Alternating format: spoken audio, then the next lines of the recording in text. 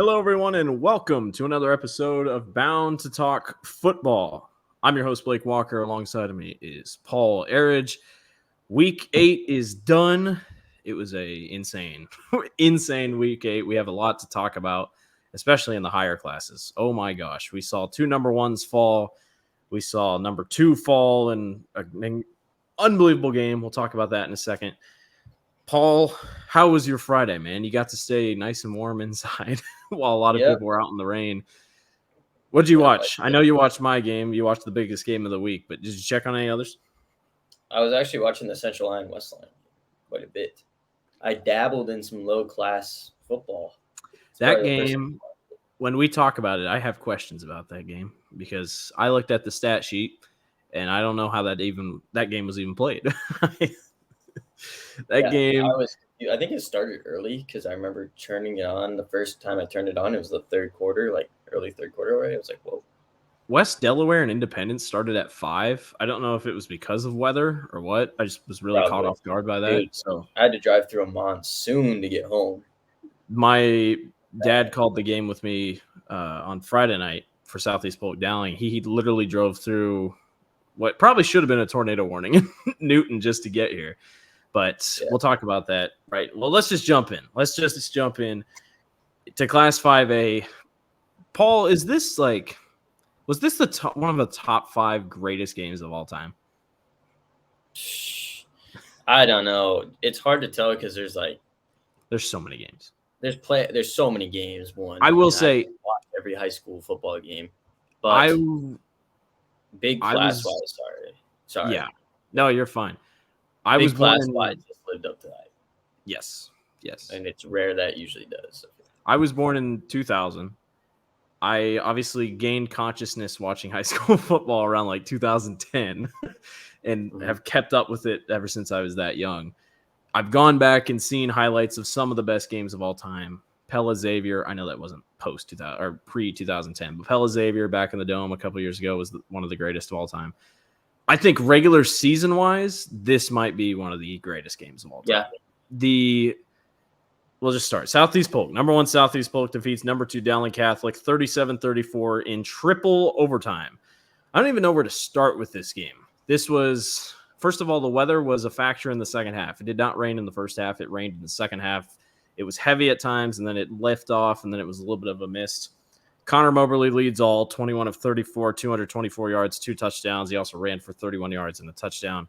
Threw his first pick since week 1. It was kind of a jump ball to the back of the end zone. It was ripped away from Carson Robbins. Thought it would change the game. It really didn't. I want to say, the defenses showed up. Overtime is what makes this rough because the final score would have maybe been 17-14, 17, whatever. I want to know your thoughts, Paul, before I go deeper into it about this game. Yeah, so we talked about it before the game. The big problem was that Dowling, their running offense is like how they win games. And Southeast Polk, we know their run defense has been amazing all year. We saw it against Prairie, especially. Prairie just runs the ball exclusively sometimes. They just couldn't get anything going. And we saw that kind of happen with Rashad Davis only having 76 yards, did still have 2 touchdowns. So not like he didn't do anything. But my thoughts on that is just it proves that Southeast Polk's defense is easily the best. And it's huge that they're able to limit a back like Rashad Davis because when it gets in playoff football before the Dome, the weather's going to suck. And running the ball is massive. And even if you don't run the ball, you need to develop some type of running game. And that's big for Southeast Polk because I know now we're going to get this vibe that they're unbeatable. But they've looked beatable this year in a couple of games. 3 times. Yeah. So it's big. It's a nice safety net. We don't know who they'll play. They'll get probably a pretty easy district, obviously. But big for Southeast Polk. Running defense, like both teams, it was a grinded out game. Like 4 yards per carry for Sep, 3.9 for Dowling.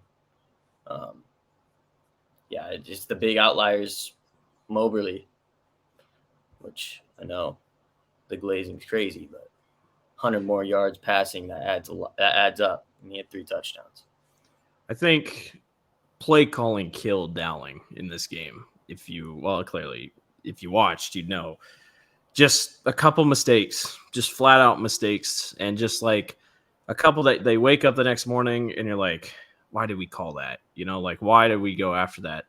I talked with one of the assistant coaches after the game, and that's kind of what he talked about. He was like, just a couple that we're going to really look back on and be like, why did we call that, man? The big one, I think, is Dowling had the ball with like 5 minutes left and could have run the ball out with the lead. And they decided to, on 3rd and 1, try a fade pass to an out route. I think it was Hank Brown. Wasn't even close. And on 3rd and 1, they hadn't really been stopped on 3rd and 1 a lot. That was a big one. And then they blitzed. They blitzed on 4th and 18 and went man-to-man coverage. And I think it was Kenny James or someone over the middle who had been burnt by Sam Zelenovich all night long, got beat. Like, just got flat out beat. And they hit Sam over the top on 4th and 18. Ian Middleton had a heck of a sack, and I'm like, this thing's over. Like, play back in zone, and you're fine. You can give up the short stuff and force Moberly to make a pass. Well, there was no one over the middle of the field. They blitzed Dylan Manning, and Manning didn't get there. I will say, if anything, what people should learn from Southeast Polk, if you get to Moberly, they're not great. Like, yes, he made a couple throws on the run, but when Connor was forced out and couldn't take off downfield, Southeast Polk couldn't throw the ball. That was what really Dowling figured out in the second half. They started blitzing more. Now you take a risk. If you blitz, how quick can Connor get it out? We know how quick Connor can throw the ball. But you just knew when it went into overtime, you're like, this is Dowling's game, or this is Southeast Polk's game to lose. Because Dowling, for starting at the 10 and getting 4 downs, you're like, dude, this is going to be a grind. Like, the only reason Dowling, I think, scored that one time is because there was a false start on Southeast Polk, so it gave him 5 free yards. They barely got in on 4th and 1. And then Southeast Polk gets it, and it's just easy. I mean, it's just like boom, boom, boom, get downfield. CJ Phillips going to do whatever he can. I was impressed by Dowling's defensive line. They're young. I mean, Ian Middleton, Beaver, the Beaver brothers, Bobo. I mean, 4 sophomores on that defense that can just make plays. Dylan Manning's coming back next year. Like, they're a phenomenal team, and they're going to be back. I wish they would have let Dante Cataldo run just a little bit more, because that last drive where Dowling was trying to go down and maybe win the game, but instead they kicked a field goal, that was the most wide open their offensive been all night. Southeast Polk couldn't stop it. It was literally just Trey Wilson, Hank Brown, Curtis Horace, and Cataldo was making plays over and over again. And I just feel like they maybe waited too long to make those plays. But I give a ton of credit to Southeast Polk. Their defense stepped up when it needed to, and it was insane. I know some people were mad about the last play of the game. Like, when do you blow the play dead? He's got to be down. I mean, I feel like you can only let him go for like 5 seconds. Connor pushed into the pile for 3 seconds, and then nobody was, usually as a lineman or a linebacker, usually you'd think maybe you'd be swatting the ball down just in case he reaches it. But nobody on Dowling was thinking of swatting the ball, so Connor just reached it over the top, and that's what did it. No, I don't think the play should have been blown dead. Yeah, it's a weird 50-50 call. We had no replay, like legit replay where a camera on the goal line. So it crossed. There's no doubt that it crossed. Crossed. He did not get in on initial push. There was no way he got in. He ran right into a wall. CJ Phillip didn't even push him. He just kind of sat back. And then Connor just realized, I'm not going to get it. So he just reached right over across, and nobody's there. Nobody's there to pick it up. It was eventually knocked out, but he scored by then. But just wild, man. I hope they play again. That's all I have to say. I hope they play again, because it was an unbelievable football game. I know it sucks for Dowling Catholic, but anything, this gives them more fire. And Southeast Polk, man, I texted it in the group chat. This is 3 games they've won this year by 3 points total. I mean, they have 9 points by total, 3 points in each. Can they just keep doing it? Like, it's good to find ways to win games, but you're like, there's no way they can get away with this again. It's like Iowa football when they keep winning with no passing yards. There's no way they can keep doing this. But Southeast Polk just keeps doing it.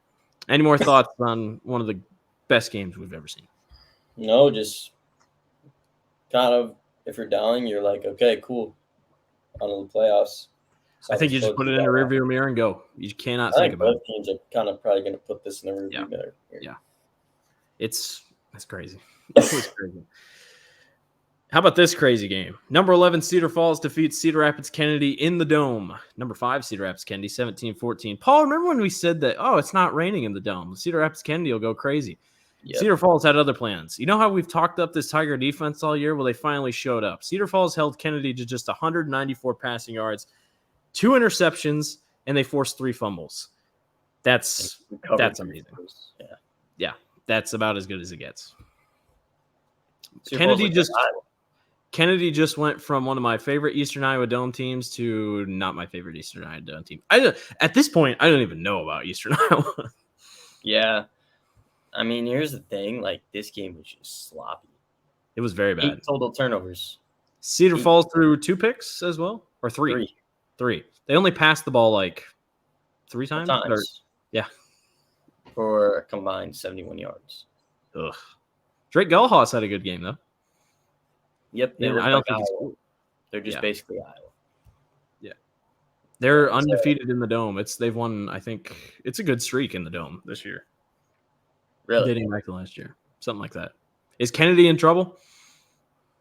Yes. That was concerning. Yeah. Full healthy in the Dome. You want to perform against a team that's lost to teams you can. I guess they barely lost to Kennedy. I mean, Pleasant Valley, Cedar Falls did, and Kennedy barely lost to PV, but yeah, low worried. Yeah, but good game for Cedar Falls. Pretty much clinches a playoff spot. So they needed to win it, and they got it done.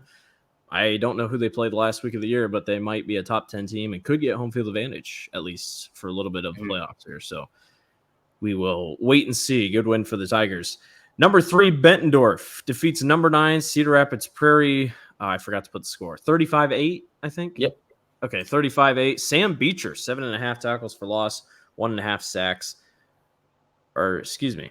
7.5 tackles. 7.5 tackles, 1.5 tackles for loss, half a sack, and 1 fumble recovery. How about a statement by Bettendorf? I think we both thought this was going to be a much closer game, but the Bulldogs defense proves that they are legit. And they just need their offense to get going. Now, granted, Paul, I don't even think their offense had a great game. They just played good defense. Yeah, they didn't. They forced 3 turnovers. One of them was a fumble 6. So defense showed out against Prairie. That's a nice win for Bettendorf, who great win. Thought was potentially going to slip a little bit after that Kennedy loss.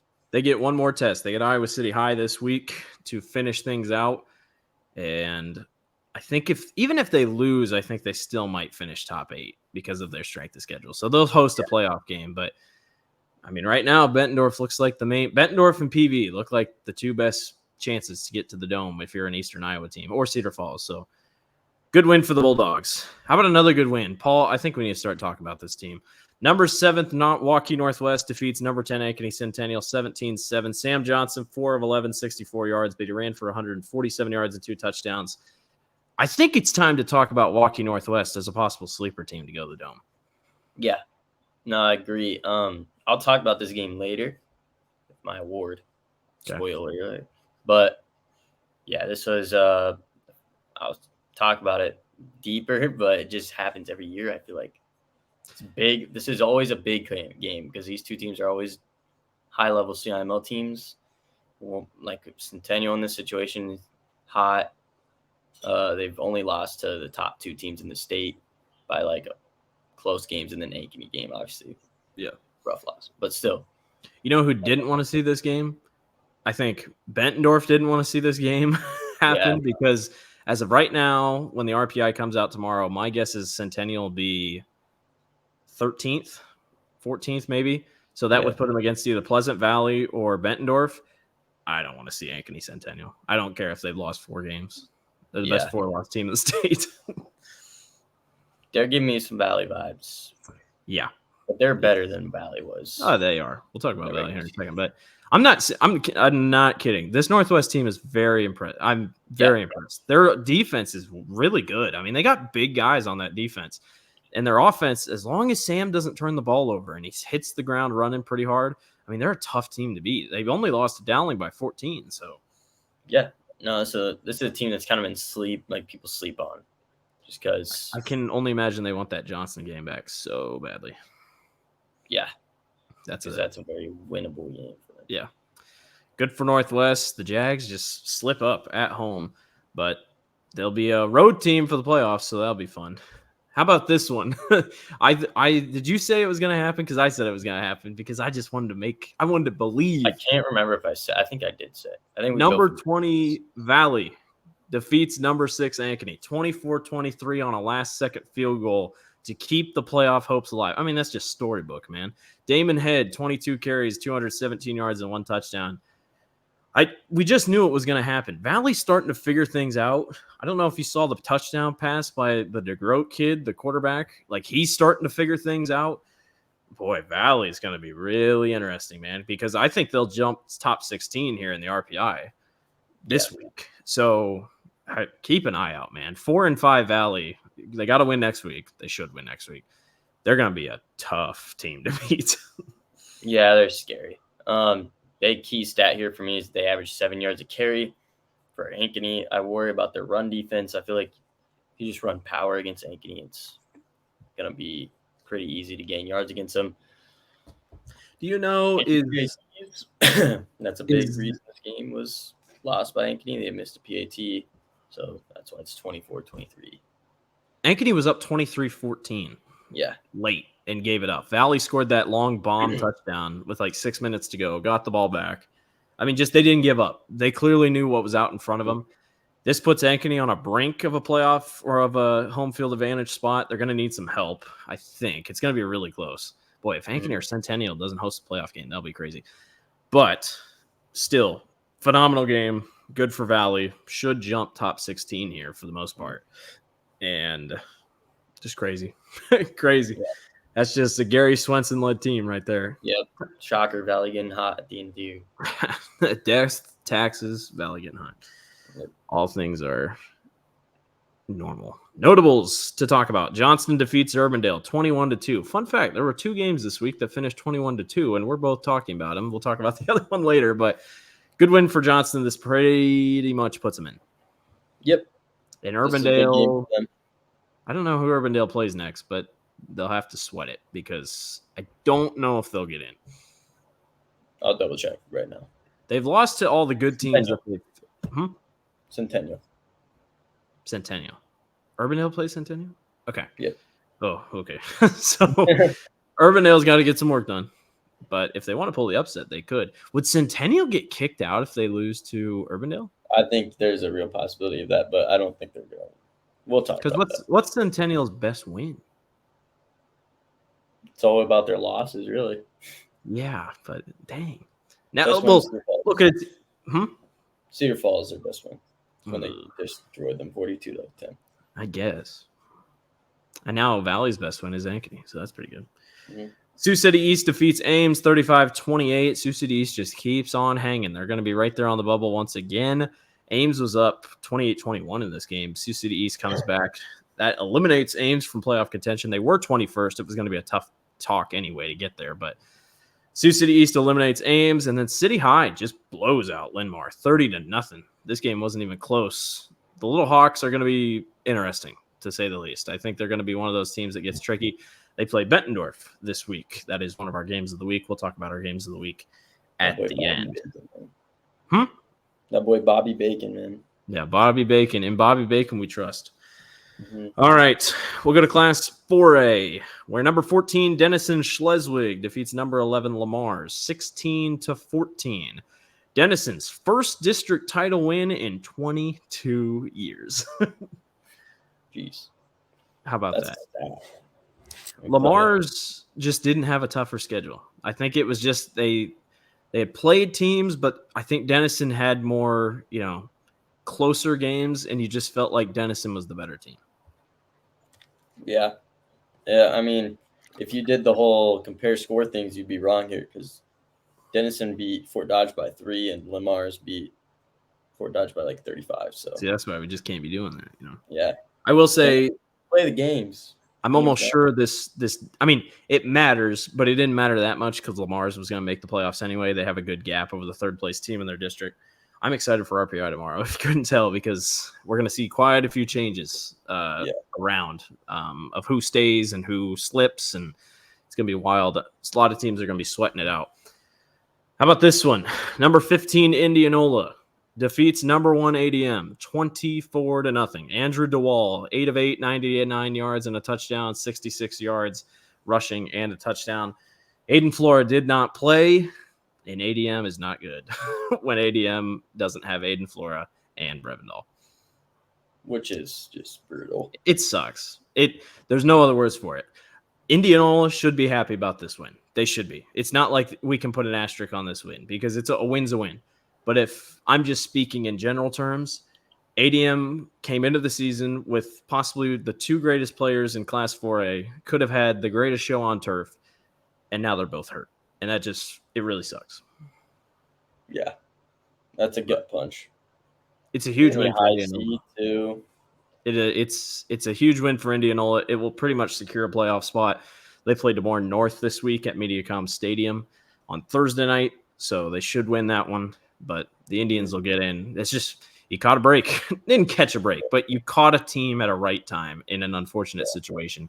It's very possible ADM knows they're going to make the playoffs anyway, so they might just be sitting Aiden hoping that things get better and he can heal up for the playoffs.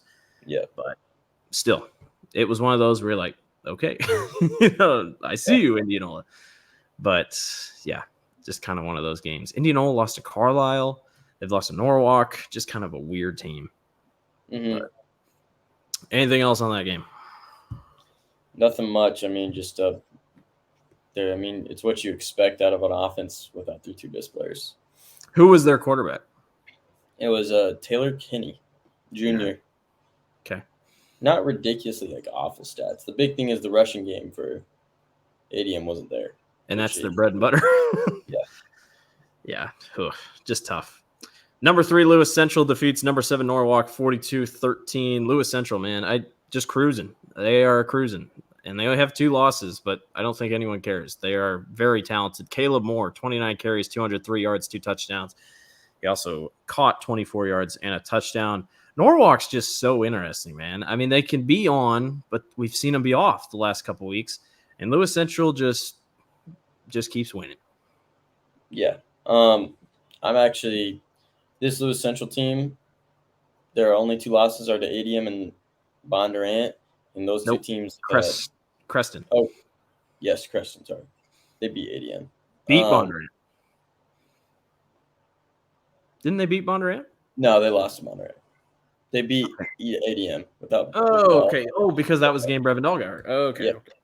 But that the loss of Bondurant, we've heard that there's some injuries there. We'll talk about that in a second. So, yeah.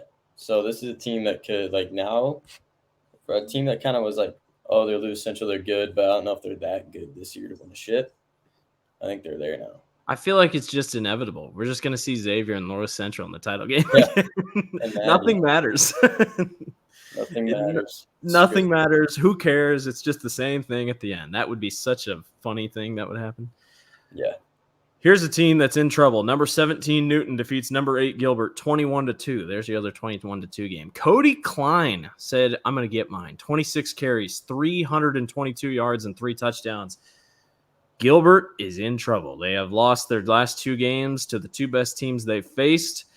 This will drop them to 13th, maybe 14th. Yeah. And guess what? They get Pella next week, and we'll talk about Pella in a second. But, boy, it's not looking good for Gilbert. Yeah, scary. Rushing game couldn't get going. 3.6 yards a carry. They were not efficient throwing the ball at 8 for 21. And then Newton just ran it down their throats. 8.9 yards per carry, 410 total rushing yards. I will say for Gilbert, isn't the quarterback a junior and then Will Hawthorne's a junior? Yep. Okay, so Gilbert, although this end of the season is rough, they're learning a lot. So expect them to be back next year. And just think, it's the same schedule next year, just flipped. I mean, just on the road. So, or wherever you're at home. They'll get 2 home games now. Yeah. So, I mean, there's a lot to look forward to. But Newton, I think Newton's going to get in. I don't think Newton. There is a really interesting situation. Let's jump to the next one so I can put it together. Number 16, Pella, blows the doors off number 4, Bondurant, 40-13. These boys just did it again. I mean, I said it was going to happen. I took a shot. I was like, you know what? They upset Xavier. They'll upset Bondurant. Pella's now upset 2 top 5 teams this year, 40-13. Luke Hardman, 17 of 25, 359 yards and 3 touchdowns. He ran for 29 yards and 2 touchdowns. This kid shows up in big games. Pella's going to be a dangerous team in the playoffs, which is so funny to say because if I told you that like 6 years ago, you'd be like, that's obvious. But big thing in this one, Pfaltzgraff, the quarterback for Bondurant, I was told that he either tore his ACL or had a severe injury in practice last week, so he's out for the season. And Titus Cram severely hurt his leg in the second half or second or third quarter of the Pella game. Now, I will say, it was already like 27-3 or something when Pella was up and Titus got hurt. But that is a big loss for Bondurant if Titus can't come back. Because now you've lost your quarterback and now you've lost your running back, who, by the way, plays well on defense too. So the way that this district shapes out, if like, I can't remember how it goes, but like Bondurant, Newton can win the district if Bondurant loses to Carlisle and then Newton beats whoever. I don't know who they have to beat. But then no matter what, I think Bondurant, Pella, and Newton are all getting in. Originally, we thought, oh, Newton or Pella might miss. This pretty much solidifies Pella's spot because they're going to be way up in the – they're going to move to like 12th or 13th in the RPI. They should be good to go. Yep. But Newton should still be second in the district. So Newton will be a lock. Pella's going to be a wild card. They're just going to be a higher-ranked wild card. Yeah. So that district gets insane. I'm excited to see the RPI tomorrow to really – get a look for it, but crazy, man, crazy in Class 4A. Are we worried about Bondurant? Yeah, with the injuries, you're big worried. Time. I am all again like what's up with injuries this season? I don't know. It sucks, man. But keep an eye on Pella. Pella's gonna be tough. Let's go to 3A, where another number one just got handled. Number 13 Humboldt defeats number 1 Clear Lake 34-0. You and I specifically said, I listened back just to make sure. We said keep an eye on this game. It's going to be an upset alert type game. There was no stats when I checked it. I don't know if there's stats now, but okay, Humboldt just I don't know what else to say. Humboldt just killed the number 1 team in Class 3A. This looks like it wasn't even close. Yeah, I'm trying to find like something. 2 fumble recoveries for Humboldt. Okay. 0 pass yards for Clear Lake, so woo. That sucks. Other than that, it was just domination. Yeah, you're right. So Clear Lake's best win is over Webster City. Oh, yeah, Webster City. I think, if I'm not mistaken. It is. So, their schedule's not great. They beat Algona, but we'll talk about Algona in a second, which is just another mind-blowing thing. The District of Death is proven to be a District of Death. It makes no sense. Last week, 5 teams were in. And maybe this week, 5 teams realistically should still be in. But, oh my gosh, it's just insane. It's crazy. This one's been nuts. I think 5 teams will be in. I don't have it in here, but Hampton Dumont Cal did win. And it's not like we'll talk about – I'll just jump to it. Number 10, Webster City beat number 9, Algona 47-0. Jackson Cherry ran for 25 carries, 218 yards, and 4 touchdowns. So it's not like number 9 Algona is going to drop out of the top 16. So it gets really interesting, but, I think 5 will still make it. Hampton Dumont Cal, I think, does get a tough game to end here. So we'll see what happens. I don't know. Maybe that district will be crazy in 3A as well. Well, it is crazy as it is, but thoughts on Webster City just blowing the doors off Algona? Huh? I just found out Mansky didn't play. Okay. So that's big. They went Algona through 4 passes this entire game. Okay. And is Webster City the most inconsistent? Like, we have no idea what's going to happen with them kind of team? Yeah. They're weird. Good luck picking our 3A game of the week. He's doing like an 8-man thing. Jackson? These are 8-man stats. Yes. Yeah. 200 plus yards, 4 touchdowns, and then 9 tackles and 2 sacks. Yeah. TFLs. Crazy. 3A, another 3A one. Number 17, West Delaware defeats number 8, Independence 29-23. Brent Yankovic, 2 of 5, 12 yards, but he ran for 137 yards and a touchdown. I need to look. I said this was going to be an upset. I just thought Independence, they're a good team, but I just felt West Delaware is better. I need to look where this puts West Delaware where this puts Independence. Okay, so Independence is pretty much locked. If anything, this helps West Delaware for a possible wild card because Wahlert Catholic beat West Delaware. Yeah. So Wahlert Catholic is technically still in over Independence. Independence is now 6-2. Wahlert Catholic is now 5-3, and West Delaware is 5-3. But Wahlert Catholic has the one. And if you're Grinnell, who was the last wild card team in, you just got beat up by Williamsburg. So now you're going to be sweating on the cutoff. So that district gets very wild, but tough loss for Independence. How far does Independence drop? That's the thing. Yeah. It's a situation, dude.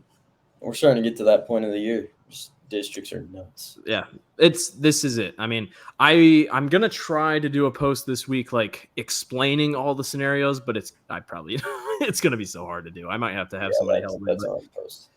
We'll just see what happens.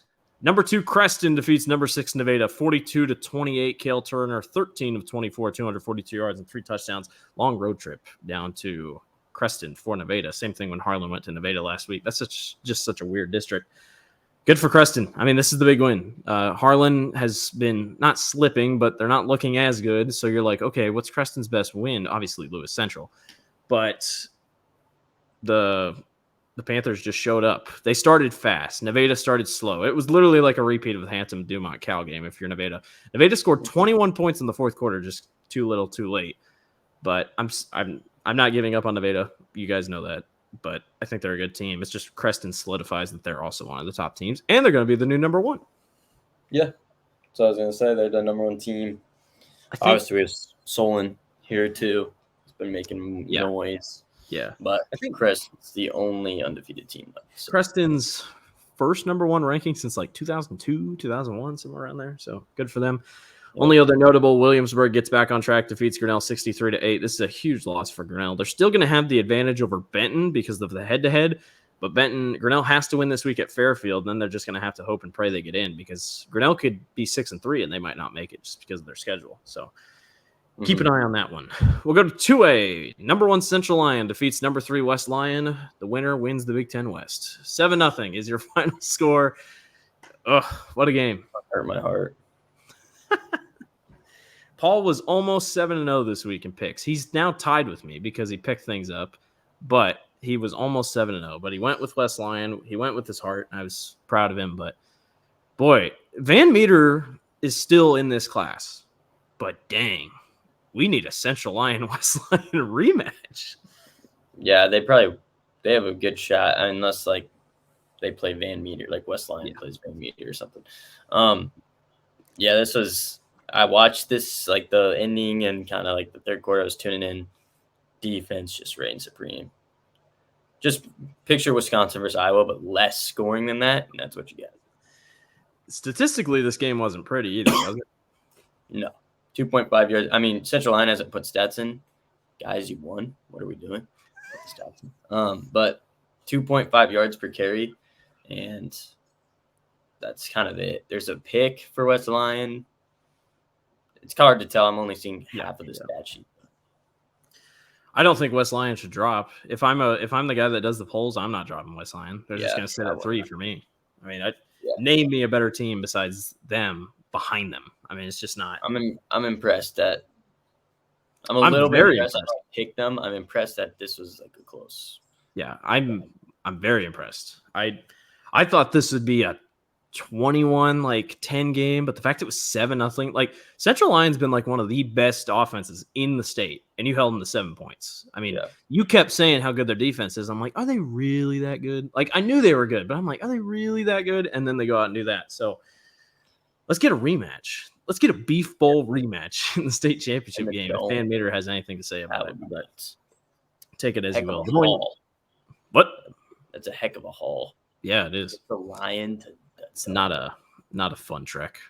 Des Moines Christian defeats Greene County 34-33. Des Moines Christian rallies late. Someone DM'd us and said, why do you guys hate Des Moines Christian? You're not talking about them enough. And I'm like, well, first of all, they're only 4-4. It's not like you're like setting the world on fire. But I'll take this victory if you're Des Moines Christian. Tate Platt, 36 of 55, 398 yards, 2 touchdowns. He ran for 53 yards and 3 touchdowns. Must-win game for Des Moines Christian, and they got it done. Yep. Looks like a Remember when I Dallas said sausage. green? What? Oh, Dallas Looks like Saucer a or Dallas Saucer numbers? Yeah. Remember when I picked Greene County to be pretty good this year? That just Yep. didn't come to fruition. I thought Gabe Ebersole and the boys were going to figure it out. I think they've been plagued with a couple injuries, but my bad. That's why I don't do preseason stuff. You know, just kind of how it is. Stuff is hard, man. It's hard. Especially in high school, you got kind of no direction. You got Yeah. kids in JV or freshmen. We didn't even know one of the MFL Marmac kid transferred to Decorah till week 2. We're like, oh. Yeah. Wakan defeats New Hampton 28-27. This is the district, Paul, that the best team is like 4-3 or something like that, and everybody else was behind him. So a crucial win for Wakan. Jackson Brinkman, 5 of 15, 66 yards, 1 touchdown. He ran for 32 yards and a touchdown. Wakan got a 1 seed out of this. So 2A is really weird. Like I said, top 3 above everybody else, and then there's everybody else. So just kind of one of those weird ones. Last one I wanted to bring in. So many people, I kept seeing this. Clark defeats Sheridan 21-18, and Clark makes the playoffs. I don't know when the last time Clark made the playoffs, but the way people were talking, Clark must not have made the playoffs for a while. This game gets him in. Jack Cooley, 15 of 20, 171 yards, and 3 touchdowns. Tell me about this game. I'm going to look up the Clark thing. Sorry, I was looking at their seasons, but I've got it. Jack Cooley, big game. I don't know if you just said that. He had 3 tutties. Other than that, I mean, yards per carry defensively, Clark was able to limit Sheridan to 3.8 yards per carry, which was big. No turnovers forced, it looks like. Yeah. Oh, no. Damn, they did this with 2 interceptions. So, based off the high school football, or the Iowa high school, like, it's called Iowa High School Sports. I think I've shared it with you before. It's a page that some dude has that has like every single stat you could ever want from like team wise, former state All-Americans, whatever, champions. But it stopped in 2020. It stopped during the COVID season because the guy just ran out of time and he hasn't updated it ever since. So I don't know. But yeah, before this year, I'm just going to assume they haven't made it in the last 3 years. 1990 was the last time Clark made the playoffs. So good for Clark making it to the playoffs. That's a big win for them. Not a lot of games here in the lower ones. It's not that we don't like the lower classes. There just weren't many big games. 1A, Dyke New Hartford defeats Denver 14-8. Micah Walston, 13 carries, 84 yards, and a touchdown. Dyke New Hartford, man, just keeps finding ways to win. Denver has just slipped. They've just met tough teams, and they haven't been able to do it. I think Micah Greer had 33 carries for 100 yards. You can do the math on that one. Keep an eye on Dyke New Hartford, man. They're fun. Yep. We talk about this team a lot, I feel like. Their defense. Because they're good. I think they're phenomenal. It's just their offense got to show up. Yeah. I mean, nothing too crazy. Big stat is 3.3 yards per carry for Denver. So, yeah. I won't do it. Tough sledding. Another team no longer undefeated. Number 6, Regina defeats number 5, Wilton, 35-0. Owen Hassel for Wilton did not play. So that's a big one for Regina. Obviously, we don't know that before we pick the games. I'll pick Regina. Jackson Naive. I have no idea about your name. Sorry, Jackson. 4 catches, 59 yards, and a touchdown. 84 rushing yards and a touchdown. Are we backing on Regina, or did they just beat a team that didn't have their best player? I think Regina's still good. We both had Regina at the Dome in our Dome predictions. Fun fact. Yeah, they're good. I just it's hard to tell with so many injuries. Like, you have no idea. Yeah, good win though.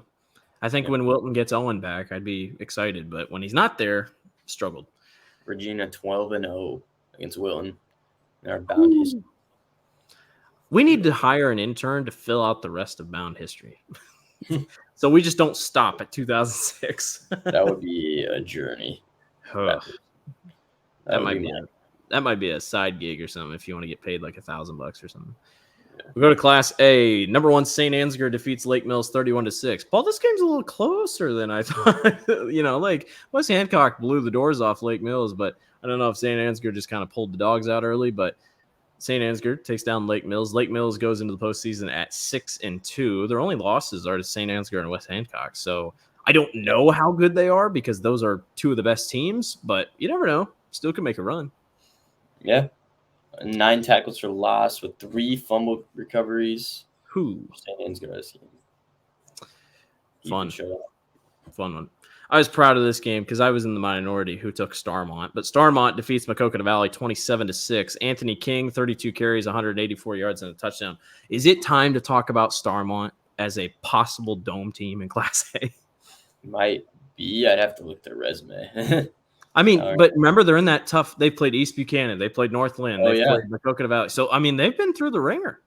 Yeah, they just have that 27-0 loss to North Lynn. It's only staying. But again, that whole district, you can't do the whole win. Okay, who'd you beat? Yeah. Anthony King's a dog, man. He can run the ball. Good for me and you were like the few that rocked with Starmont. Yeah. No, trust me. When I check back on the post, I'm like, do I still have a lead? I'm like, dang it, Paul picked Starmont. So, whatever. It's literally you and me. Jack is 1 or 2 games behind. Matt really slipped. Matt's now tied with Abby. The girls are starting to pick it up. Ellie had a great week. Ellie went 6-1. Her only bad pick was Gilbert. She picked Gilbert. Other than that, Ellie would have gone 7-0. I like that Ellie commented on the post and said, wow, great picks, Ellie. Because Ellie's been getting roasted. People are so rude on Instagram, but that's just social media, unfortunately. But I felt so bad for Ellie, but she had great picks. And number 5, what's up? Can't be picking bad picks. Just how it goes. Yeah. I wonder if she had help. Who's cheating? Number 5, Lisbon defeats Van Buren County 45-8. Lisbon finishes the season 8-0. Dakota Clark 6-7, 59 yards, 1 touchdown, 130 yards, 4 touchdowns. Paul, Lisbon plays North Lynn in the playoffs to start round 1. We'll see how legit they are. Yeah. But I will say, I've been impressed. Like, the teams they're beating aren't great, but they're not bad record teams that they're beating. Yeah. And they're beating them pretty handily in a way. So I think they're good. It's just I'm going to be very skeptical as they go into the playoffs. Yeah, it's going to be interesting. It's the age-old story of team with not a great win goes in the playoffs against a team that's like has some good wins and played in competitive games. Yeah. So it's very hard to tell because it can swing both ways. Right. They'll be set up in a good spot. So we'll go to 8-player, where our game of the week, Audubon defeats Baxter 42-26. I like this Audubon team. Aaron Olson, 2 of 3 for 13 yards, 1 touchdown, but he ran for 224 yards and 2 touchdowns. Audubon has 1 loss on the year, and that defense just continues to show out. Yep. I mean, this is a weird game stat sheet-wise because Baxter low-key has like better stats. Yeah. Better yards per carry, but obviously, I mean, Audubon put up 327 instead of 162. Yeah. But Baxter also threw the ball decent, 176 yards, only 1 pick too, and they also got 2 fumble recoveries. So kind of a weird game. Yeah, that is weird.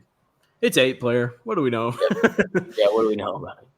Audubon, I don't think anyone in the top 10 lost, so Audubon won't be top 10 in the rankings. But I wonder if they'll still do rankings this week. Interesting. Yeah, me too. I don't know. BGM defeats Moravia 43-32. BGM rallied and won this game, I'm pretty sure. Bo Burns, 13 of 28, 269 yards and 2 touchdowns, 106 yards on the ground and 2 touchdowns. Huge win for BGM, handing Moravia their 2nd loss of the year, I think. Something like that. Big win for the Bears. They're going to be a weird team to watch here in the playoffs. Yeah, Bo Burns, and take note. They were down 24-6 to start this game. Woo. Rallied back at a 24-point third quarter to get into it. BGM plays Iowa Valley in the first game of the year, or first game of the postseason, which I think they've played this year. Maybe they haven't, but they're so close. They're not close distance-wise, but Iowa Valley is in that one town. Starts with an M. I can't think of, but Iowa Valley's there. So BGM's right there. But I will quickly, when we go off, we'll read our games of the week, and then I want to read the playoff matchups as well. Just quickly run through because we'll have a lot to talk about on Wednesday. But one more just quickly, Boyer Valley defeats Arweva 27-20. Owen Garside, 23 carries, 193 yards, 3 touchdowns. Keep an eye on Boyer Valley, Paul. Only loss in the last 5 games is the Rems and St. Mary's, 12-7. Boyer Valley's not a bad team. Yeah, they're not. Hung with Remsen, which obviously we hold them to a pretty high bar. Yeah, watch out for Boyer, man. Remsen Remsen got a bye this week. Wes Harrison forfeit, so they get the week off, or they got the week off. So they get to go into the playoffs with a couple fresh legs. It's time for our Friday night standout, where Paul and I give our standout to a top performer that we enjoyed or thought he did well. I'm going to give mine to the man that just knows how to upset teams. I'm going to give it to Luke Hardman. 17 of 25 passing, 259 yards and 3 touchdowns, 39 rushing yards and 2 touchdowns. The man just shows out when he's needed the most. And Pella got a huge win over Bondurant. Give me Luke Hardman as my Friday night standout. And I'm going to be going with Valley's Damon Head. 217 yards, 9.9 yards per carry, and a touchdown against Ankeny. The main reason I put that is that literally if they lose, they're done. And he had to show up. Yep, had to show up, and they showed up. 10 yards per carry is pretty ridiculous. It's a good CIML team, too. So congrats to the Tigers, man. Damon Head. Phenomenal stuff. We took out Bound to Overreact because we don't really know what we're going to overreact on with 1 week left in the regular season. We could say, okay, we're going to overreact and hit the panic button, but it's not really an overreaction because a lot of teams will start hitting the panic button this week or be on panic mode or must-win mode. So we're going to jump right to Bound to Talk awards. I'm going to give my award's called the Shutout Kings Award. We're so bad at naming awards, but that's okay. That's the joy of it. I'm going to give it to Humboldt and Indianola. Both pitched shutouts against the number one team in their respected classes. I don't care what the situations were. I don't care who was hurt. That's phenomenal. Beating two teams that were in the back half of the RPI that needed wins, couldn't afford to lose, and they just show out. Good for Humboldt, good for Indianola. They are my awards tonight with Shutout Kings. And I'm going to be rocking with this award, the Jaguar Hunters, Joaquin Northwest. Since they became a school, haven't lost a centennial. Wow. This game happens every year. I covered 5A obviously the past 3 years. It happens every year where this is a huge playoff type atmosphere for a game because for seeding wise, this is always huge because these two teams are similar every year. And Joaquin Northwest just continues to kind of own the Jaguars. So. Crazy. Good for Ankeny Centennial. It's time to go on to our what's next on the agenda. I'm going to read through the playoff games. I'll do the reading because Paul is going to stumble over a couple names. I'll probably stumble over a couple names. I'll mention Wednesday's show here at the end. So let's just start with our games of the week. I'm just going to read them off. We can quickly talk about them if we want. There's a couple that I put in there just because I saw the record and I know that I don't know much about the games, but I know they're going to be good, so we threw in there. Mm-hmm. City High takes on Bettendorf. That's our Class 5A game of the week. 2 teams in the top 16 for the RPI. I don't know if City High can afford to lose. If they do, they're going to be sweating a little bit, but City High looks pretty good. Bettendorf looks pretty good. That'll be good. 4A, ADM takes on North Polk. Are the Tigers going to have Aiden Flora? That's a big difference.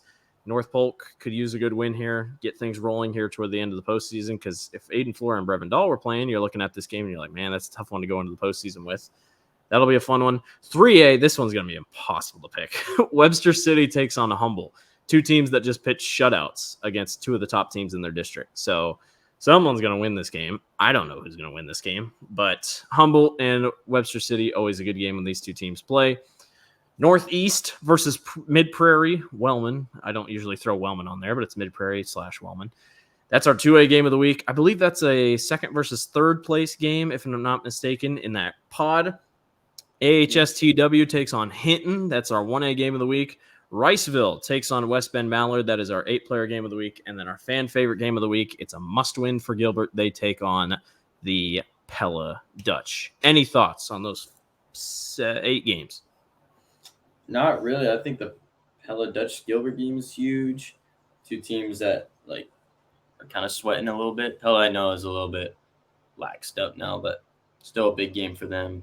And then Bettendorf City High one's a good one. Nice Eastern Iowa matchup. Yeah.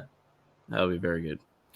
Excited to watch that one. Our predictions, by the way, our whole staff predictions will go all the way through the end of the season. So it's not like it ends on the regular season. We got to keep it going through the playoffs, if anybody was curious.